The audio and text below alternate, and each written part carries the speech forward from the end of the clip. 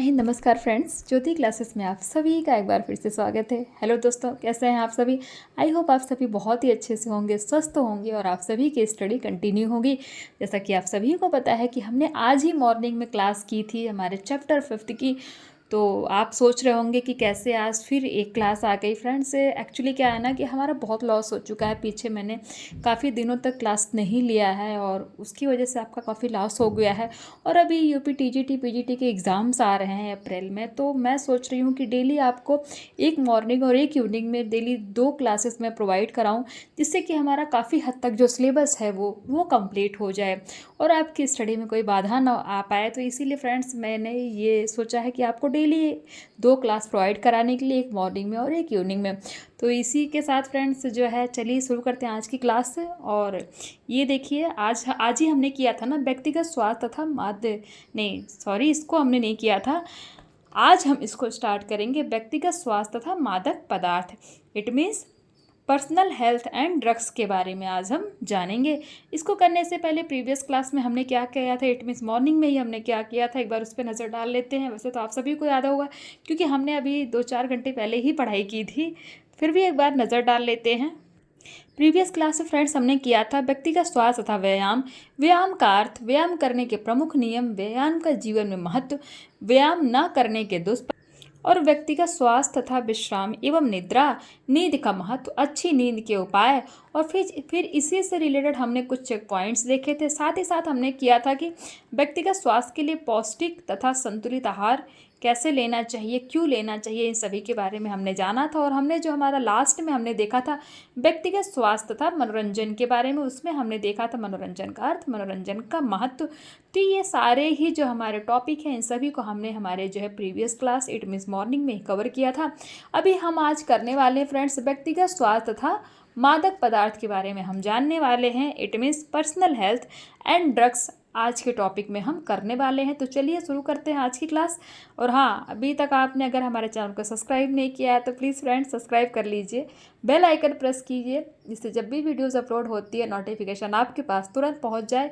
और अपनी राय हमें कमेंट के माध्यम से अवश्य बताइए, क्योंकि आज से हम एक नई एनर्जी के साथ जो है क्लास करने वाले हैं। क्योंकि अभी तक हम एक ही क्लास करते थे, अभी मैं कोशिश करूंगी, कभी कोई रीज़न हुआ अलग बात है, वरना मैं डेली आपको morning to evening 2-2 classes channel पे आपको प्रोवाइड कराऊंगी। तो इसीलिए आप चैनल को सब्सक्राइब कीजिए, जिससे आपकी भी पढ़ाई कंटिन्यू हो सके। तो चलिए चलते हैं, देखते हैं व्यक्तिगत स्वास्थ्य तथा मादक पदार्थ के बारे में हम जानते हैं। मादक पदार्थ ऐसे पदार्थ होते हैं जिनके सेवन से व्यक्ति को नशा हो जाता है और व्यक्ति की सामान्य चेतना प्रभावित होती है। इसके सेवन से शारीरिक एवं व्यवहार संबंधी परिवर्तन दृष्टिकोण होने लगते हैं, यानी कि दृष्टिगोचर होने लगते हैं। शराब, अफीम, भांग, तंबाकू, कोकीन आदि पदार्थ मादक पदार्थ के अंतर्गत आते हैं। मादक पदार्थ के सेवन से व्यक्ति के शरीर में कुछ समय के लिए उत्तेजना आ जाती है तथा कुछ समय के लिए वह अपनी समस्याओं एवं चिंताओं को भूल जाता है। परंतु मादक पदार्थों के निरंतर सेवन से व्यक्ति की स्वास्थ्य क्षमता पर प्रतिकूल प्रभाव पड़ने लगता है। यानी कि अगर आप ज़्यादा ड्रग्स का यूज़ करते हैं, ये शराब, अफीम, भांग, तंबाकू, ये सारे जो है ना फ्रेंड्स, इन सभी को हम क्या कहते हैं, इन सभी को हम ड्रग्स की श्रेणी में लेते हैं। अगर आप ज़्यादा ड्रग्स का यूज़ करते हैं तो आपका जो हेल्थ है, आपके हेल्थ पर इसका बहुत ही साइड इफ़ेक्ट देखने को मिलता है, यानी कि प्रतिकूल प्रभाव पड़ने लगता है।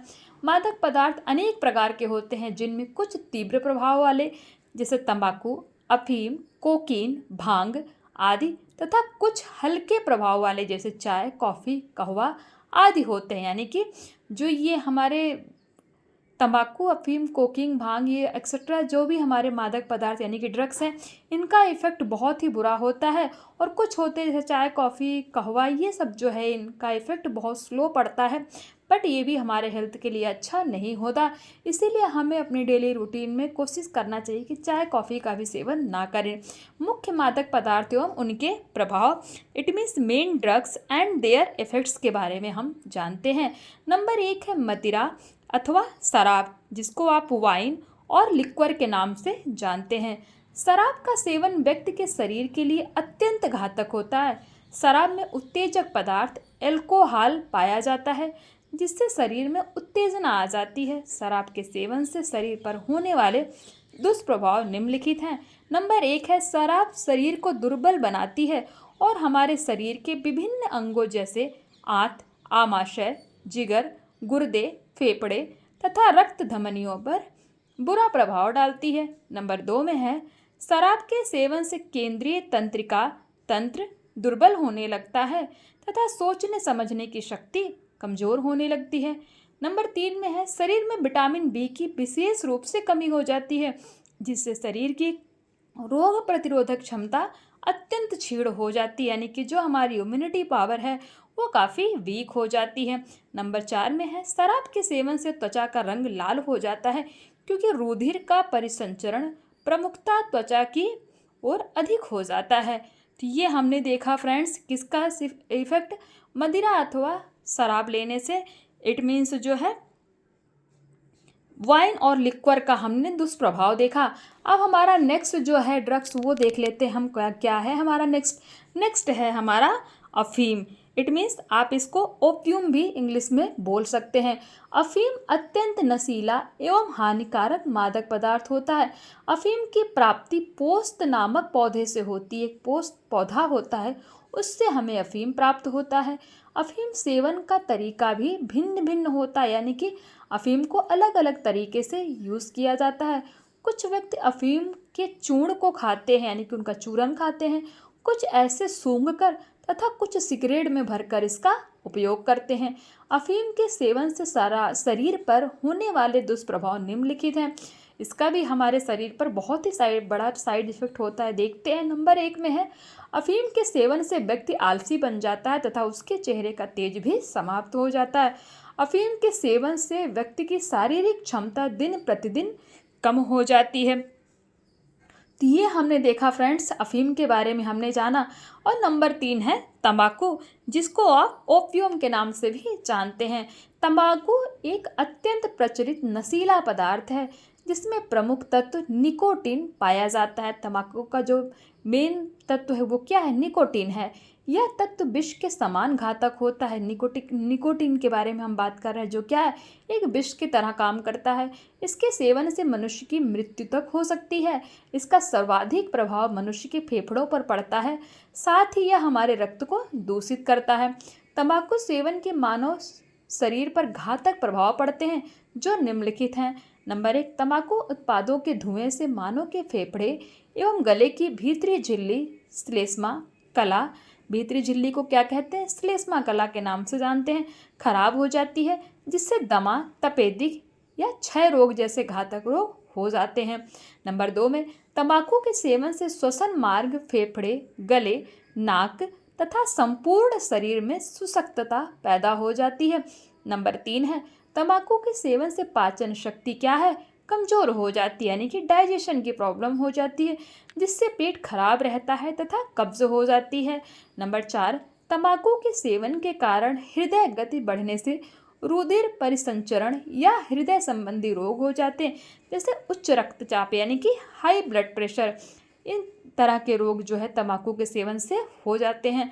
नंबर 5 में देखते हैं तंबाकू के सेवन से मुंह, गाल, होंठ, फेफड़े, गले आदि का कैंसर होने की भी संभावना होती है।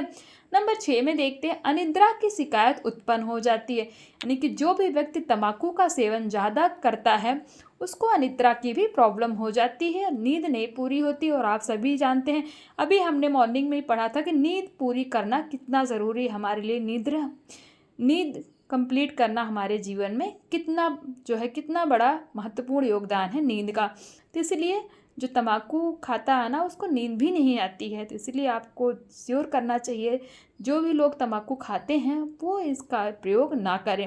नंबर 4 में देख लेते हैं, जो नंबर 4 हमारा ड्रग्स है वो है चरस एवं गांजा। It means reasons sorry friends, वो गला थोड़ा सा खराब है। तो चरस एवं गांजा को आप क्या कहते हैं, कैनविस के नाम से भी जानते हैं। देख लेते हैं, चरस एवं गांजा अत्यंत नशीले पदार्थ हैं। इनका उपयोग सिगरेट अथवा चिलम में भरकर सुलगाकर किया जाता है। इनके नियमित सेवन से स्वास्थ्य पर अत्यंत खराब प्रभाव पड़ता है और पाचन शक्ति एवं मस्तिष्क की कार्यक्षमता दुर्बल हो जाती है। तो ये आपने देख लिया, चरस का साइड इफेक्ट आपने देखा। तो ये हमने जाना चरस एवं गांजा के बारे में। नंबर 5 में है हमारा भांग, जिसको आप किस नाम से जानते हैं। नंबर 5 में हमने देखा भांग। तो भांग के बारे में हम देखते हैं। भांग तो सभी जानते हैं। भांग एक प्राकृतिक रूप से उगने वाला पौधा है। इसका उपभोग नशे के लिए किया जाता है, यानी कि भांग का यूज किस लिए करते हैं, नशा करने के लिए करते हैं। भांग की पत्तियों को घोटकर या पीसकर खाया जाता है। भांग का निरंतर सेवन करने से व्यक्ति का मानसिक संतुलन बिगड़ जाता है, यानी कि उसकी मेंटल हेल्थ पर काफ़ी साइड इफेक्ट पड़ता है जो भांग का प्रयोग करता है। तो जैसे आपसे एग्जाम में पूछ लिया गया कि भांग से भांग का प्रयोग जो ज़्यादा करता है उससे उत्पन्न होने वाली कौन सी बीमारियां हैं, उसके क्या साइड इफ़ेक्ट हैं, तो आप बता सकते हैं। देश में निम्न स्वास्थ्य स्तर के कारण है। अब हम देखते हैं नेक्स्ट हमारा जो टॉपिक है, देश में निम्न स्वास्थ्य स्तर के कारण के बारे में हम जानते हैं। It means reasons for the low health level in country. देश में निम्न स्वास्थ्य स्तर के कारण, it means reasons for the low health level in country, इनके बारे में हम जानते हैं कि क्या कारण है जो है हमारा जो देश में स्वास्थ्य का स्तर जो है बहुत ही निम्न है, बहुत ही क्या है, बहुत ही ज़्यादा लो है। अब देख लेते हैं। भारत में अन्य विकसित देशों की तुलना में स्वास्थ्य का स्तर निम्न है। भारत के निम्न स्वास्थ्य स्तर का देश की प्रगति पर प्रतिकूल प्रभाव पड़ता है। भारत में स्वास्थ्य का निम्न स्तर होने के प्रमुख कारण निम्नलिखित हैं। कौन कौन से कारण हैं जिसकी वजह से भारत में स्वास्थ्य का स्तर क्या है, निम्न है, यानी कि नंबर 1 में हम देख लेते हैं। जो पहला कारण है वो है गरीबी एवं बेरोजगारी। It means poverty and unemployment. देख लेते हैं। भारत की जनता गरीबी एवं निर्धनता से ग्रस्त है। बड़ी संख्या में परिवारों को भरपेट भोजन उपलब्ध न होने के कारण उनमें विभिन्न प्रकार के अभाव जनित रोग उत्पन्न हो जाते हैं। बेरोजगारी जैसी समस्याओं के कारण परिवार के निम्न स्वास्थ्य स्तर में वृद्धि नहीं होती है। नंबर 2 है जागरूकता का अभाव। It means lack of awareness. Bharat में अधिकांश व्यक्ति स्वास्थ्य के सामान्य नियमों से ही परिचित नहीं है और ना ही संतुलित आहार के कारकों, आवश्यकताओं एवं नियोजन से परिचित हैं, जिस कारण इन लोगों में अभावजनित एवं संक्रामक रोगों का प्रसार शीघ्रता से ही हो जाता है। तो जो लैक ऑफ अवेयरनेस है ये भी बहुत बड़ा कारण है किसका, भारत में स्वास्थ्य का निम्न स्तर होने का। नंबर 3 जो रीज़न है वो है चिकित्सा सुविधाओं का अभाव। It means lack of medical facility. Bharat में चिकित्सा सुविधाओं का अत्यधिक अभाव है। ग्रामीण एवं दूर दराज के क्षेत्रों में प्रशिक्षित चिकित्सकों की कमी के कारण समस्या और भी गंभीर है। नंबर 4 देख लेते हैं गलत आदतें। गलत आदतें इट मीन्स बैड हैबिट्स। ये भी क्या है, लैक ऑफ, ये भी जो है भारत में स्वास्थ्य स्तर का निम्न होने का मुख्य कारण है। क्या, गलत आदतें। It means bad habit. विभिन्न सामाजिक एवं आर्थिक कारणों से हमारे देश के सैकड़ों नागरिक गलत आदतों के शिकार होते हैं। ऐसे व्यक्ति विभिन्न प्रकार के नशे का सेवन करते हैं, जिससे व्यक्ति का मानसिक एवं शारीरिक स्वास्थ्य प्रभावित होता है और परिवार की आर्थिक स्थिति भी खराब हो जाती है। तो ये जितने भी सारे कारण हैं फ्रेंड्स, ये क्या है, भारत में स्वास्थ्य का निम्न स्तर को दिखाते हैं। It means reasons for the low health level in country जो है वो यही सारे रीजंस हैं, हमने देख लिया। आई होप आपको ये समझ में आया होगा कि भारत में स्वास्थ्य का स्तर निम्न होने का जो कारण है वो किस तरह का है। अब देख लेते हैं सार्वजनिक स्वच्छता का दुष्प्रभाव हम देख लेते हैं। It means side effects of public sanitization के बारे में हम जानते हैं। किसी भी देश में सामाजिक एवं आर्थिक विकास के लिए स्वच्छता को प्रथम प्राथमिकता दी जाती है। अस्वच्छता कई रोगों का कारण होती है तथा दूषित जल एवं कूड़ा करकट के उचित प्रबंधन नहीं होने के कारण भी कई रोग उत्पन्न होते हैं। स्वच्छता संबंधी गतिविधियों को अपनाकर प्रत्येक वर्ष 5 मिलियन लोगों को जल जनित बीमारी से बचाया जा सकता है। स्वच्छता की कमी के कारण कई रोग मानव को गहरे स्तर पर प्रभावित करते हैं, जैसे कुपोषण, असरेसिस, हैजा, डेंगू, हेपेटाइटिस, मलेरिया, टाइफाइड, अतिसार, कालाजार, दाद, खुजली, सांस संबंधी समस्या इत्यादि। यानी कि अगर आप सार्वजनिक जो जगह है, जैसे हमारा पब्लिक प्लेस, जो भी हमारा सार्वजनिक जगह को हम क्या बोलते हैं, पब्लिक प्लेस बोलते हैं। सपोज आपका स्कूल हो गया, पार्क हो गया है, आप किसी मेले में जाते हैं, अगर यहाँ आपका जो है ये जगह आपकी स्वच्छ नहीं है, तो वहाँ पे इनके स्वच्छता का दुष्प्रभाव देखने को मिलता है और उसके कारण ये सारी बीमारियाँ उत्पन्न होने का भी बहुत चांस रहती है। अब देख लेते हैं, यानी कि इन सभी जो है, अगर स्वच्छता सही नहीं हुई, स्वच्छ नहीं है ये सारे सार्वजनिक प्लेस, तो इन सभी के कारण बहुत सारी बीमारियां जन्म ले लेती हैं, जिनके बारे में हमने जाना। अब देख लेते हैं, ये पूरा चैप्टर अभी नहीं ख़त्म हुआ फ्रेंड्स, थोड़ा सा बच गया है, वो हमारा नेक्स्ट है सार्वजनिक स्वच्छता बढ़ाने के लिए एक कदम। यानी कि सार्वजनिक स्वच्छता बढ़ाने के लिए आपको किस तरह के कदम उठाने चाहिए, क्या करना चाहिए, उनके बारे में हम जानते हैं। सार्वजनिक स्वच्छता को विश्व स्तर पर फैलाने के लिए संयुक्त राष्ट्र महासभा ने वर्ष 2008 यानी कि 2008 को अंतर्राष्ट्रीय स्वच्छता वर्ष घोषित किया। अंतर्राष्ट्रीय स्वच्छता वर्ष घोषित कब किया गया, तो 2008 को। ये क्वेश्चन में पूछा जा सकता है, आपको पता होना चाहिए। ये क्या है फ्रेंड्स, ये हमारा इम्पोर्टेंट है कि जो है हमारा अंतर्राष्ट्रीय स्वच्छता वर्ष कब घोषित किया, तो 2008 को घोषित किया गया, तथा इस बात पर बल दिया कि सामूहिक सहभागिता के माध्यम से इस समस्या को दूर किया जा सकता है। सरकार द्वारा उठाए गए विभिन्न कदम, जैसे घरों से कचरा संग्रह करना यानी कि लेना, उसका उचित निस्तारण करना, रिसाइकल की प्रक्रिया द्वारा इसको पुनः उपयोग में लाना तथा कचरे से कंपोस्ट खाद बनाना इत्यादि बेहद प्रासंगिक हैं। स्वच्छता को सफल बनाने के लिए बिल एवं मेलिंडा गेट्स फाउंडेशन ने टॉयलेट निर्माण के क्षेत्र में, विशेषकर ग्रामीण क्षेत्रों में अधिक योगदान दिया है। अतः स्वच्छता एक ऐसा विषय है जिसमें सरकार, आम जनता, गैर सरकारी संगठन एवं निजी संस्थाओं को महत्वपूर्ण भूमिका निभानी होगी।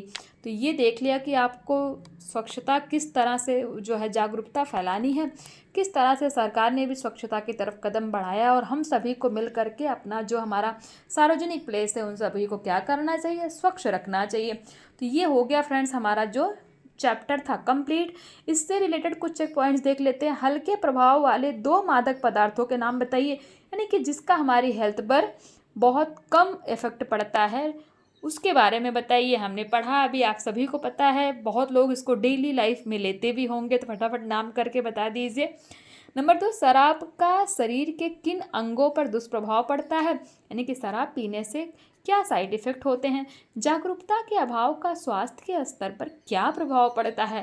तो ये सारे ही जो क्वेश्चंस आपको चेक पॉइंट में दिए गए हैं, ये अभी हमने टॉपिक पढ़ा, उसी से रिलेटेड है। आई होप ये आपको समझ में आया होगा। तो ये चैप्टर हमारा ख़त्म हो गया। चलिए फटाफट इस पूरे चैप्टर को हम अध्याय एक नज़र के माध्यम से देख लेते हैं। It means chapter at a glens में हम इसको देखते हैं। अध्याय एक नज़र में स्वास्थ्य शरीर के विभिन्न अंगों की सर्वोत्तम स्थिति तथा उनकी कार्य क्षमता का सही संतुलन ही स्वास्थ्य है। यानी कि स्वास्थ्य क्या है भाई, स्वास्थ्य वही है जो शरीर के विभिन्न अंगों की सर्वोत्तम स्थिति तथा उनकी कार्य क्षमता को दर्शाता हो, वही हमारा स्वास्थ्य है। मुख्य रूप से स्वास्थ्य के 3 पक्ष होते हैं, हमने पढ़ा था ना। स्वास्थ्य के 3 पक्ष कौन कौन से, शारीरिक, मानसिक तथा संवेगात्मक। आपसे पूछा जाए कि अगर किसी के स्वास्थ्य के बारे में पूछा जाए, कोई इंसान सपोज आप मान लो फिजिकली यानी कि शरीर से स्वस्थ है, बट उसका दिमाग सही नहीं है, उसको अपने इमोशंस पे कंट्रोल नहीं है, तो वो व्यक्ति स्वस्थ नहीं माना जाएगा। तो स्वस्थ यानी कि स्वास्थ्य के 3 पक्ष होते हैं, शारीरिक, मानसिक तथा संवेगात्मक। अगर आपको देखना है कि कोई व्यक्ति स्वस्थ है, तो आपको उसके शरीर, मानसिक और तथा संवेगात्मक तीनों को ओवरऑल देखना होगा। अगर वो तीनों तरह से स्वस्थ है, तो इट मीन्स वो स्वच्छता की श्रेणी में यानी कि स्वास्थ्य की श्रेणी में हेल्थ आता है। इट मीन्स वो हेल्दी है। जो व्यक्ति इन तीनों पक्षों में स्वस्थ होता है, वही स्वस्थ व्यक्ति की श्रेणी में शामिल किया जा सकता है। स्वास्थ्य को प्रभावित करने वाले कारक एक व्यक्ति की अनुवांशिकी यानी कि उसका जेनेटिक उसके आसपास का वातावरण, स्वास्थ्य सेवाएं, सामाजिक आर्थिक परिदृश्य, व्यक्ति के रहन सहन का तरीका आदि। यानी कि स्वास्थ्य को प्रभावित करने वाले ये जितने सारे पॉइंट्स पड़े, ये सारे ही कारक हो सकते हैं। व्यक्तिगत स्वास्थ्य के बारे में हमने देखा था कि व्यक्तिगत स्वास्थ्य तात्पर्य किसी व्यक्ति विशेष के स्वास्थ्य से, यानी कि किसी एक इंडिविजुअल व्यक्ति के स्वास्थ्य की बात हो रही है, उसी को हम कहते हैं व्यक्तिगत स्वास्थ्य। किसी व्यक्ति विशेष के शारीरिक, मानसिक एवं संवेगात्मक पक्षों के कल्याण को व्यक्तिगत स्वास्थ्य के अंतर्गत माना जाता है। व्यक्तिगत स्वास्थ्य एवं शारीरिक स्वच्छता में गहरा संबंध होता है। शारीरिक स्वच्छता का पालन करने वाला व्यक्ति प्रायः निरोगी होता है। व्यक्तिगत स्वास्थ्य के लिए शरीर के विभिन्न भागों जैसे आंख, त्वचा, नाक, मुख, कान तथा बालों को स्वच्छ रखना आवश्यक है। शरीर को स्वस्थ बनाए रखने के लिए संतुलित भोजन तथा शारीरिक स्वच्छता के साथ ही व्यायाम करना अत्यंत आवश्यक है। व्यायाम आलस को दूर कर शरीर को क्रियाशील बनाता है। फिर हमने जो नेक्स्ट हमारा देख लेते हैं क्या है इस पूरे चैप्टर में। जब मनुष्य शारीरिक और मानसिक श्रम करता है तो उसके शरीर में टॉक्सिन नामक विषैले पदार्थ स्रावित होते हैं, यानी कि एकत्रित होते हैं, जो मांसपेशियों में थकान उत्पन्न करते हैं। अतः शरीर से इन पदार्थों की समाप्ति के लिए विश्राम एवं पर्याप्त मात्रा में नींद लेना क्या है, अत्यंत आवश्यक हो जाता है। संतुलित आहार के बारे में हमने देखा था। संतुलित आहार से तात्पर्य उस आहार से है जिसमें शरीर के आहार संबंधी आवश्यकताओं की पूर्ति करने वाले सभी आवश्यक तत्व सही अनुपात में विद्यमान हो। व्यक्तिगत स्वास्थ्य को अच्छा बनाए रखने के लिए नियमित रूप से पौष्टिक तथा संतुलित आहार ग्रहण करना आवश्यक है। संतुलित एवं पौष्टिक आहार प्राप्त न होने से व्यक्ति कुपोषण का शिकार हो सकता है। देख लेते हैं, मनोरंजन का व्यक्ति के जीवन में अत्यंत महत्वपूर्ण स्थान होता है। मनोरंजन व्यक्ति के मानसिक एवं भावात्मक पक्ष से संबंधित होता है। मनोरंजन के द्वारा व्यक्ति के जीवन में नीरसता की समाप्ति होती है तथा यह व्यक्ति के व्यक्तित्व विकास में भी सहायक होता है। मादक पदार्थ हमने देखा, अभी जस्ट ही देखा, मादक पदार्थ ऐसे पदार्थ होते हैं जिनके सेवन से व्यक्ति को नशा हो जाता है और व्यक्ति की सामान्य चेतना प्रभावित होती है। तो ये सारे ही पॉइंट्स फ्रेंड्स हमने अध्याय एक नज़र में देखे ना।